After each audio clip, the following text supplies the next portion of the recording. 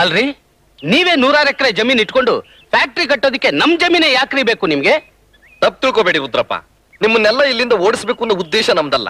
ಈ ಜಾಗ ಫ್ಯಾಕ್ಟ್ರಿ ಕಟ್ಟೋದಕ್ಕೆ ತುಂಬಾ ಅನುಕೂಲವಾಗಿದೆ, ಅದಕ್ಕೋಸ್ಕರ ಕೇಳ್ತಾ ಇದ್ದೀನಿ. ನಿಮ್ಮೊಬ್ರಿಗೆ ಅನುಕೂಲ ಆಗುತ್ತೆ ಅಂತ ಇಷ್ಟು ಜನಕ್ಕೆ ಅನಾನುಕೂಲ ಮಾಡೋದು ಯಾವ ನ್ಯಾಯ ರೀ? ಇಲ್ಲಿರೋವೆಲ್ಲ ಹಳೆ ಮನೆಗಳೇ ತಾನೆ, ಇದನ್ನ ಬಿಟ್ಕೊಡೋದ್ರಿಂದ ತೊಂದರೆ ಏನಿದೆ ನಿಮ್ಗೆ? ಇಷ್ಟು ದಿನ ವಾಸ ಮಾಡಿ ಜಾಗ ಬಿಟ್ಟು ದನ ಕುರಿ ಮೇಕೆ ಎಲ್ಲ ಸಾಗಿಸ್ಕೊಂಡು ಬೇರೆ ಕಡೆ ಹೋಗಿ ಮನೆ ಕಟ್ಟಿ ವಾಸ ಮಾಡ್ಬೇಕಾದ್ರೆ ತೊಂದ್ರೆ ಆಗಲ್ವಾ? ನಾವು ಕೇಳ್ತಾ ಇರೋದು ರುದ್ರಪ್ಪನ್ನ. ನೀನ್ ಯಾರೋ ಇಲ್ಲಿ ಬಂದು ಮಾತಾಡೋದಕ್ಕೆ? ಅವನೇನು ಬೇರೆ ಅಲ್ಲ, ನಮ್ ಹುಡುಗಾನೆ. ಅವನು ಹೇಳೋ ಮಾತೆ ನಾನು ಹೇಳೋದು.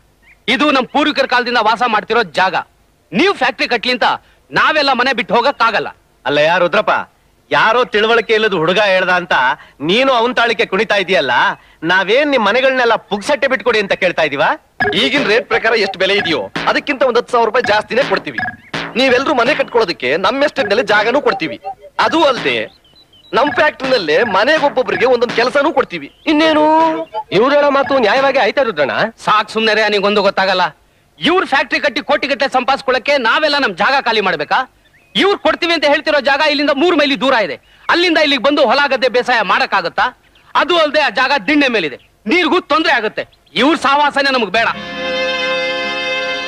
ಮರ್ಯಾದೆಯಾಗಿ ಹೇಳ್ತಾ ಇದ್ದೀನಿ, ದುಡ್ಡು ಬೇಕಾದ್ರೆ ಇನ್ನೂ ಜಾಸ್ತಿ ಕೇಳು. ಅದನ್ನ ಬಿಟ್ಟು ಸುಮ್ನೆ ನಮ್ಮನ್ನ ಎದುರಾಕೊಂಡು ನೀನ್ ಇಲ್ಲಿ ಬಾಳಕ್ಕಾಗತ್ತಾ? ಕೋಪ ಮಾಡ್ಕೋಬೇಡ ಗೋಪಾಲ, ಅವರು ನಿಧಾನವಾಗಿ ಯೋಚನೆ ಮಾಡ್ಲಿ. ಮಿನಿಸ್ಟರ್ ಲೆವೆಲ್ ನಲ್ಲಿ ನಮ್ಗೆ ಎಷ್ಟು ಸಪೋರ್ಟ್ ಇದೆ ಅನ್ನೋ ವಿಷಯ ಅವ್ರಿಗೆ ಗೊತ್ತಿಲ್ವೇ? ಸಾಕ್ ನಿಲ್ಲಿಸ್ರಿ.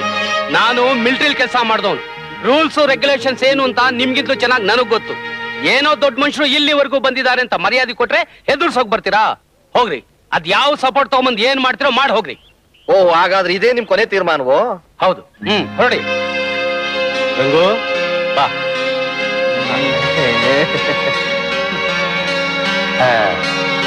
ಏಯ್